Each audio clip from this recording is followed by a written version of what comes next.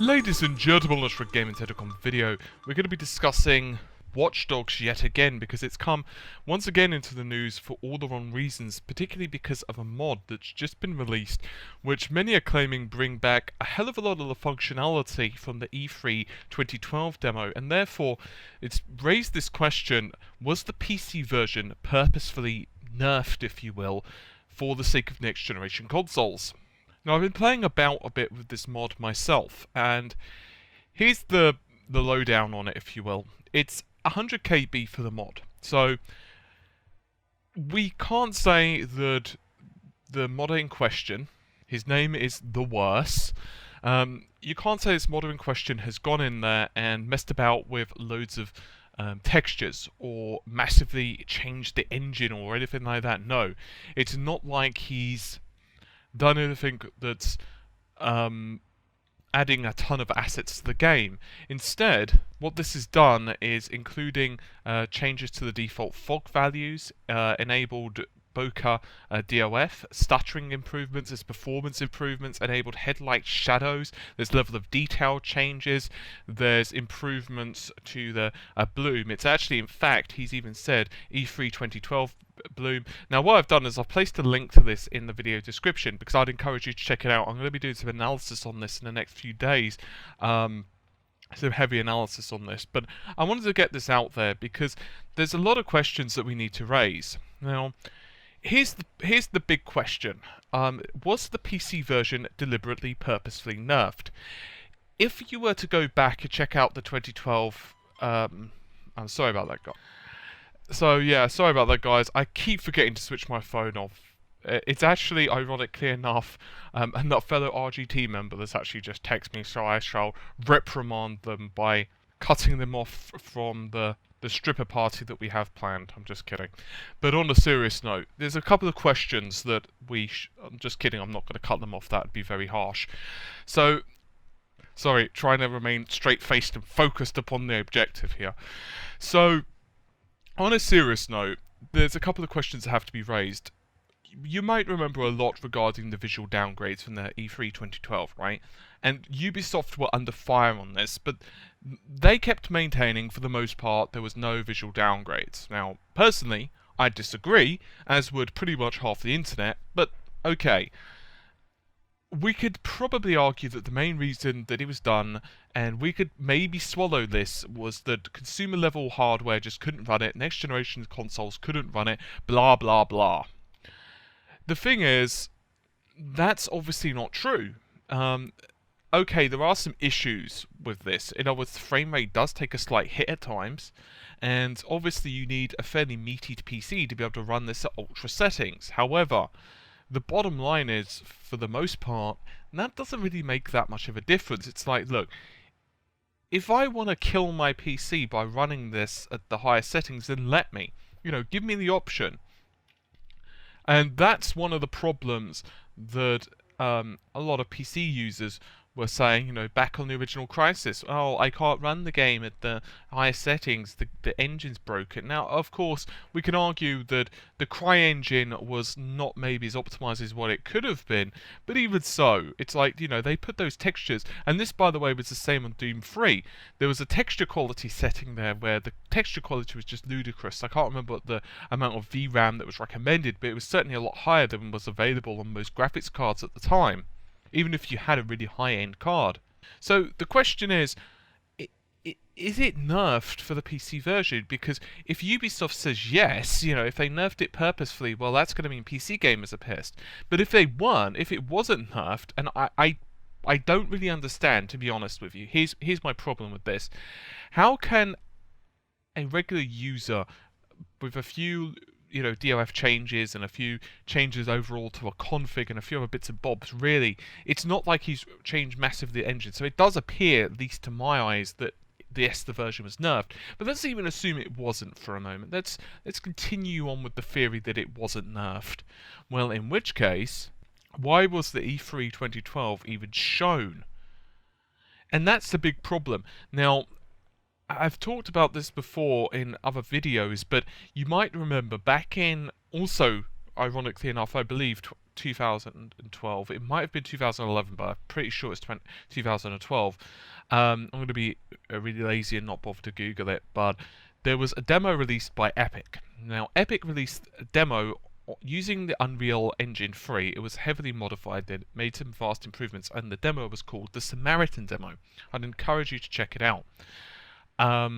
Just Google it, it's available on YouTube and several other websites. So, the Samaritan demo was created to run at 1080p and required, to do so by the way, at 2.5 teraflops roughly of computing power. Now, Epic did say that the next iteration of the Unreal, so we know this is Unreal Engine 4, was going to be even more impressive, but for this version it required 2.5 teraflops of computing power, and that's what they were hoping the next generation consoles would have. This is, if you dig around, you can see that that's pretty much what they've said, right? So if we fast forward, I don't remember the exact date, but it was some point mid to late last year, and there was a lot of hoo-ha made about a different point on the Unreal, about a different downgrade, and that was reduction in lighting quality. I actually covered this in other videos, but basically they removed SVOGI, and they removed other bits and pieces as well, and they were questioned a lot about this, and there was a whole bunch of different answers that were given. But basically, if you read between the lines, the reason they did this was because of the next generation consoles. They basically tried to put it as like, well, even really high-end PC hardware couldn't. But here's why that didn't fly, and they even semi-admitted this themselves. The Unreal Engine 4, there's very few titles that are going to be out for the while that's going to be using Unreal Engine 4. So really, by the time it's mainstream, by mainstream I mean that pretty much all games are using it, it's going to be another 1 to 2 years. By which point, they actually said that SVOGI required a GTX 7. I think they were using a 680 actually. I was going to say a 780, but it was either 680 or a 780. But they're fairly interchangeable. 780 is a bit faster, but let's even say it was the 680. To be honest with you, in 2 to 3 years' time, the 680 is going to be pretty crappy. Well, maybe not crappy, it's going to be reasonable, but it's going to be like mid-range in terms of PC hardware. And we're going to get GPUs which are just outlandishly more powerful. So to say to me that, well, you need a high-end GTX 7, PC that's going to have at least a 680, and that's not really going to be a big problem. So move back on to the Watch Dogs situation. As far as I could see, yeah, it's a simple case of they either just didn't do this to make next generation consoles look better, because I can kind of understand why they've done this from a PR perspective. And once again, I'm not saying this was the reason. I'm not saying they did do this. I'm not saying they purposefully nerfed Watch Dogs for the PC. But I don't understand how just a very small mod can add so much of the 2012 demo. Now, I'd like to point out, it's not quite up to the standards of the 2012 demo. There's still some parts missing. You could tell that there are some differences, but it's certainly a lot closer than the base retail PC game, which in itself, if you've got it in the higher settings, look noticeably better than the console versions, and runs at a higher frame rate and at a higher resolution, might I add. So, here's the bottom line to me. If, indeed, it was purposefully nerfed for the sake of parity on next-generation consoles, that's not really going to be that pleasing to PC gamers. But at the same time, it's like, I think console gamers would also kind of riot if the situation had been different, and we PC gamers were playing in like this incredible, amazing-looking title. Because the 2020, I keep saying 2012, the 2012 version of the game, it looked incredible, right? It really did. It looked next generation. And then I played it on the PS4. I was like, it's okay. It looks good. It doesn't look crap, but at the same time, it didn't wow me. But imagine if the PS4 version looked like that, right? Meanwhile, the PC version looked like 2012. There'd be some serious questions raised.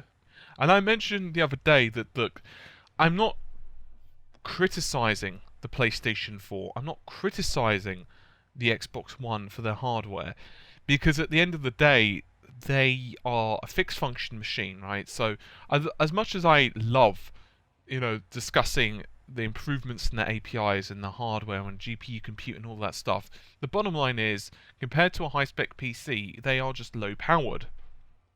But at the same time, the reason behind that is because most people don't want to cough up. If you were to say to if Sony had released the PS4 and Microsoft had released the Xbox One, and let's say they'd they'd put them up $550, $600, people would have been like, okay, I don't necessarily know if I want to spend that amount of money, and they'd waited, and their sales would have been poor.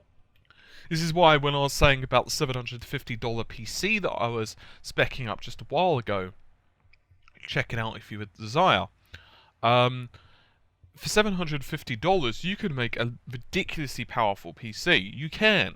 It is possible. And that's assuming you need every single part. I am talking right down to a case. If you don't need a case, if you don't need a PSU, if you don't need a power supply, which is the same thing as a PSU, but still, you don't need a. I actually meant to say hard drive or optical drive, but whatever. You could probably save yourself $150,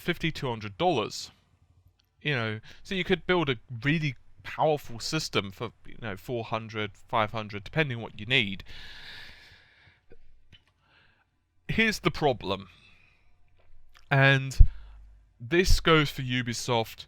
This goes for a lot of developers. Gamers now aren't stupid. There are websites like NeoGAF, maybe even us to a degree, RGT, or at least I'd hope to say so, where we do analysis. And while sure a lot of people don't understand it, I'm not saying you guys, but a lot of people don't understand what resolution is. I've done articles on this if you're unsure, but a lot of the general public just don't necessarily understand it. They don't know what DOF is. They don't know much other than, say, a texture. They possibly know basic things, what a polygon is, what a texture is.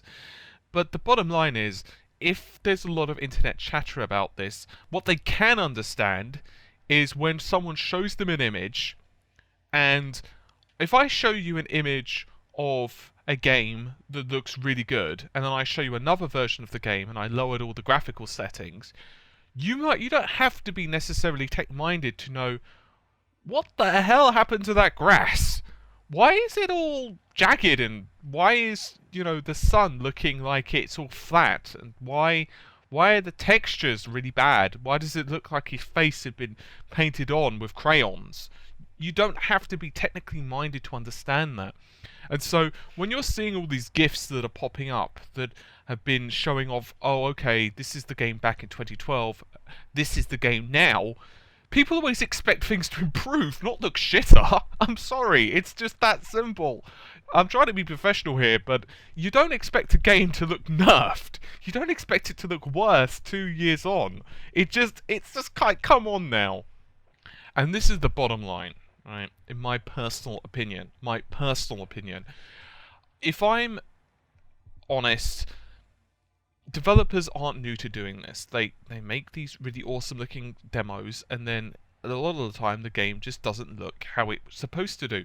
But the bottom line is, people are starting to understand this stuff now. They are, and in this case, the engine still had a lot of the stuff in it, and it was really easy to change. And even if you could say that some of these settings, they didn't even exist in the engine, let's even assume, which isn't the case, but let's even assume that he did do this magical thing. Why couldn't Ubisoft? It's not like Ubisoft are operating in a garage, you know what I'm saying? They've got the resources to do this. So if this guy, within a couple of weeks after Watch Dogs release, can release a 100 KB patch to do this, and it gets out and people look at this stuff and they question the developers. So I think, I don't want to say they purposefully nerfed the version, because I don't like to think the worst of anyone. But at the same time, I would really like to see Ubisoft explain this, and I'd really like, well, to not play a nerf version of a game is pretty much what it comes down to. Anyway, guys, I've been a bit rambly on this video, so I can apologise, but it's just one of those days, I'm afraid. So hopefully you've enjoyed the video. hopefully you got a chuckle out of my gameplay anyway. Now, I'll tell you why actually I'm playing like a crazy person. When I was actually playing this the first time, I was actually recording while I was speaking, but the video audio completely and utterly screwed up. I actually saved over the wrong file when I was recording. So what basically happened is I was actually speaking and trying to be comical gameplay at the same time, so I'm just not... I don't really have the time to re-record everything, so I have to re-record the audio separately. In case you're wondering why I'm playing like an absolute crazy person. And the reason I kept diving out of the car before anyone asks is because I had the button bound differently to normal. Anyway, hopefully you've enjoyed the video. Take care, and bye for now.